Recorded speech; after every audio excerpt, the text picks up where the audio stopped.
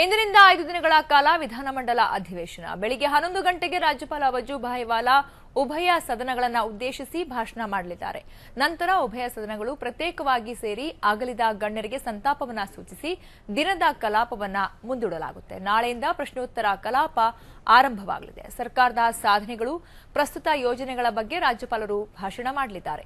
ನಂತರ ರಾಜ್ಯಪಾಲರು ಭಾಷಣದಲ್ಲಿ ಉಲ್ಲೇಖಿತ ಪ್ರಮುಖ ವಿಚಾರಗಳು, ಪ್ರಸ್ತುತ ವಿದ್ಯಮಾನಗಳ ಬಗ್ಗೆ ಅಧಿವೇಶನದಲ್ಲಿ ಚರ್ಚೆಯನ್ನು ನಡೆಸಲಿದ್ದಾರೆ. ಜಲ್ಲಿಕಟ್ಟು ಮಾದರಿಯಲ್ಲಿ ರಾಜ್ಯದ ಸಾಂಪ್ರದಾಯಿಕ ಕ್ರೀಡೆ ಕಂಬಳಕ್ಕಿದ್ದ ಕಾನೂನು ಅಡೆತಡೆಗಳನ್ನು ನಿವಾರಿಸುವ ನಿಟ್ಟಿನಲ್ಲಿ ಕೂಡ ಈ ಅಧಿವೇಶನ ಮಹತ್ವ ಪಡ್ಕೊಂಡಿದೆ. ಇದರ ಜೊತೆಗೆ ರಾಜ್ಯದ ಬರಗಾಲ, ಕುಡಿಯುವ ನೀರಿನ ಸಮಸ್ಯೆ, ಮೇವಿನ ಕೊರತೆ, ಕೇಂದ್ರದ ಅನುದಾನದ ತಾರತಮ್ಯ, ರಾಜ್ಯದ ಕಾನೂನು ಸುವ್ಯವಸ್ಥೆಯ ಲೋಪ ವಿಚಾರಗಳ ಮೇಲೆ ಚರ್ಚೆ ಕಾವೇರಲಿದೆ. 5 ದಿನಗಳ ವಿಧಾನಮಂಡಲ ಅಧಿವೇಶನ ನಡೆಯಲಿದೆ. ಬೆಳಿಗ್ಗೆ 11 ಗಂಟೆಗೆ ರಾಜ್ಯಪಾಲ ವಜೂಭಾಯಿ ವಾಲಾ ಅವರು ಉಭಯ ಸದನಗಳನ್ನು ಉದ್ದೇಶಿಸಿ ಭಾಷಣವನ್ನ ಮಾಡ್ತಾರೆ. ನಂತರ ಉಭಯ ಸದನಗಳು ಪ್ರತ್ಯೇಕವಾಗಿ ಸೇರಿ ಅಗಲಿದ ಒಂದು ಗಣ್ಯರಿಗೆ ಸಂತಾಪವನ್ನು ಸೂಚಿಸಲಿದ್ದಾರೆ. ನಾಳೆಯಿಂದ ಪ್ರಶ್ನೋತ್ತರ ಕಲಾಪ ಶುರುವಾಗಲಿದೆ. ಬನ್ನಿ, ಕುರಿತಂತೆ ಇನ್ನಷ್ಟು ಮಾಹಿತಿಯನ್ನ ಕೊಡ್ತಾರೆ ನಮ್ಮ ಪ್ರತಿನಿಧಿ ಪವನ್ ದೂರವಾಣಿ ಸಂಪರ್ಕದಲ್ಲಿದ್ದಾರೆ. ಪವನ್, ಏನು ನಾಳೆಯಿಂದ ಪ್ರಶ್ನೋತ್ತರ ಕಲಾಪ ಆರಂಭವಾಗಲಿದೆ, ಆದರೆ ಮುಖ್ಯವಾಗಿ ಈ ವಿಧಾನ ಮಂಡಲ ಅಧಿವೇಶನದಲ್ಲಿ ಚರ್ಚೆ ಆಗಬಹುದಾದಂತಹ ಸಮಸ್ಯೆಗಳು ಅಥವಾ ಜ್ವಲಂತ ಸಮಸ್ಯೆಗಳ ಬಗ್ಗೆ ಯಾವುದರ ಮೇಲೆ ಹೆಚ್ಚು ಚರ್ಚೆ ಆಗಬಹುದು ಅಂತ? ಈ ಬಾರಿಯ ಅಧಿವೇಶನ ಕೇವಲ 5 ದಿನ ಇದೆ. ಈ ಒಂದು 5 ದಿನದಲ್ಲಿ ಪ್ರಮುಖ ವಿಚಾರಗಳ ಬಗ್ಗೆ ಚರ್ಚೆ ಮಾಡಬೇಕಾಗಿದೆ ಸರ್ಕಾರ ಮತ್ತು ವಿಪಕ್ಷಗಳು. ಪ್ರಮುಖವಾಗಿ ಈ ಒಂದು ಅಧಿವೇಶನದಲ್ಲಿ ಚರ್ಚೆ ಆಗುವಂತಹ ವಿಚಾರಗಳೇನಂದ್ರೆ, ರಾಜ್ಯದ ಕಾನೂನು ಸುವ್ಯವಸ್ಥೆ, ಬರಗಾಲ, ಕುಡಿಯೋ ನೀರಿನ ಸಮಸ್ಯೆ. ಆಮೇಲೆ ಈ ಒಂದು ಅಧಿವೇಶನದ ಪ್ರಮುಖ ಹೈಲೈಟ್ ಪಾಯಿಂಟ್ ಏನಂದ್ರೆ, ಈ ಬಾರಿ ತಮಿಳುನಾಡಿನ ಜಲ್ಲಿಕಟ್ಟು ಮಾದರಿಯಲ್ಲಿ ಕಂಬಳಕ್ಕೆ ಕಾನೂನಾತ್ಮಕವಾಗಿ ಅಡೆತಡೆಗಳನ್ನ ನಿವಾರಣೆ ಮಾಡಲಿಕ್ಕೆ ರಾಜ್ಯ ಸರ್ಕಾರ ಒಂದು ಮಸೂದೆಯನ್ನ ಪಾಸ್ ಮಾಡಲಿಕ್ಕೆ ನಿರ್ಧಾರ ಮಾಡಿದೆ.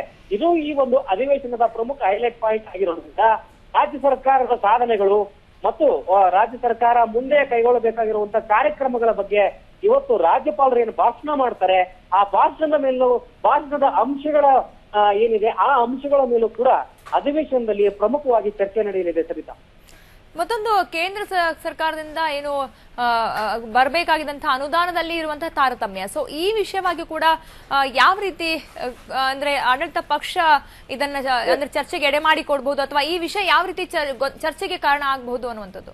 ಖಂಡಿತ. ಯಾಕಂದ್ರೆ ರಾಜ್ಯ ಸರ್ಕಾರ ನಾರ್ಮ್ಸ್ ಪ್ರಕಾರ 1200 ಕೋಟಿ ರೂಪಾಯಿ ಮೌಲ್ಯದ ಬೆಳೆ ಹಾನಿಯಾಗಿದೆ.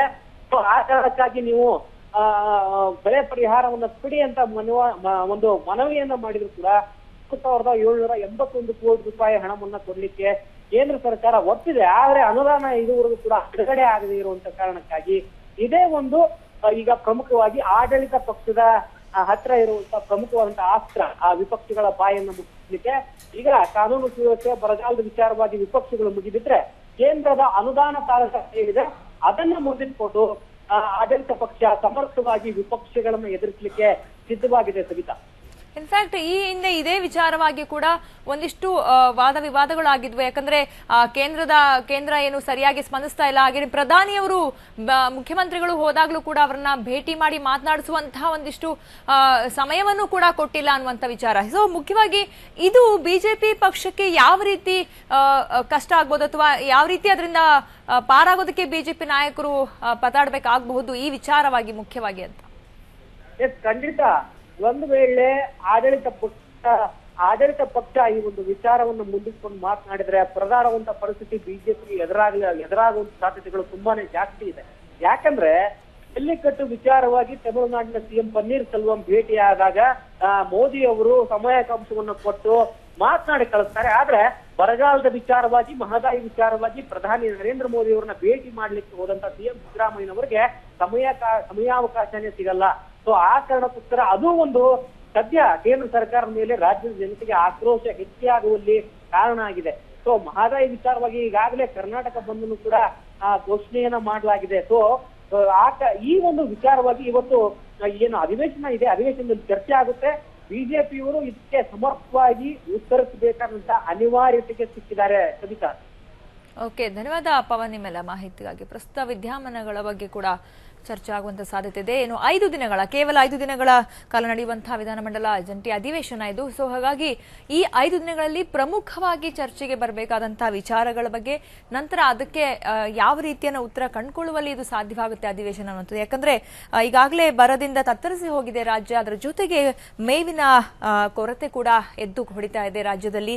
ಸೊ ಅದರ ಜೊತೆಗೆ ಕೇಂದ್ರದ ಅನುದಾನದ ತಾರತಮ್ಯ ವಿಚಾರ ಕೂಡ ಪ್ರತಿಧ್ವನಿಸಲಿದೆ. ಮತ್ತೆ ಹಾಗೇನೆ ಕಂಬಳದ ಒಂದು ಕಂಬಳಕ್ಕೆ ಮತ್ತಷ್ಟು ಪ್ರೋತ್ಸಾಹ ನೀಡೋ ನಿಟ್ಟಿನಲ್ಲಿ ಅಥವಾ ಅದನ್ನ ಜಾರಿಗೆ ತರೋ ನಿಟ್ಟಿನಲ್ಲಿ ಆ ಒಂದು ವಿಚಾರವಾಗಿ ಈ ಒಂದು ಅಧಿವೇಶನ ಪ್ರಮುಖ ಪಾತ್ರ ವಹಿಸುತ್ತೆ ಅಂತ ಹೇಳ್ಬೋದು. ಹಾಗೇನೆ ಅದಕ್ಕಿರುವಂತಹ ಕಾನೂನು ಅಡೆತಡೆಗಳನ್ನ ನಿವಾರಿಸೋ ನಿಟ್ಟಿನಲ್ಲಿ ಇದು ಮಹತ್ವ ಪಡ್ಕೊಂಡಿದೆ. ಮತ್ತು ಇದರ ಜೊತೆಗೆ ಕಾನೂನು ಸುವ್ಯವಸ್ಥೆಯ ಲೋಪದೋಷಗಳು ಕೂಡ ಇಲ್ಲಿ ಚರ್ಚೆ ಆಗಬಹುದು ಅನ್ನುವಂತಹ ನಿರೀಕ್ಷೆ ಇದೆ. ಆದರೆ ಈ 5 ದಿನಗಳಲ್ಲಿ ಪ್ರಶ್ನೋತ್ತರ ವೇಳೆ, ನಾಳೆ ಪ್ರಶ್ನೋತ್ತರ ಕಲಾಪ ಆರಂಭವಾಗುತ್ತೆ, ಎಷ್ಟರ ಮಟ್ಟಿಗೆ ಅದು ಸಾರ್ಥಕವಾಗುತ್ತೆ ಕಲಾಪ ಅನ್ನುವಂಥದ್ದು ಕೂಡ ಮುಖ್ಯವಾಗುತ್ತೆ. ಯಾಕಂದ್ರೆ ಯಾವುದೋ ಒಂದು ವಿಚಾರದ ಇಟ್ಕೊಂಡು ಅಲ್ಲಿನ ನಾಯಕರು ಅಥವಾ ಯಾವುದೋ ಒಂದು ಗೊಂದಲಕ್ಕೀಡಾಗಿ ಚರ್ಚೆಯನ್ನ ಮಾಡೋದು ಬದಲಾಗಿ ಪ್ರಸಕ್ತವಾಗಿರುವಂತಹ ಸಮಸ್ಯೆಗಳ ಕುರಿತಂತೆ ಚರ್ಚೆ ಮಾಡಬೇಕು ಅನ್ನುವಂತಹ ನಿಟ್ಟಿನಲ್ಲಿ ಈ ಅಧಿವೇಶನ ಪ್ರಮುಖ ಪಾತ್ರ ವಹಿಸುತ್ತೆ.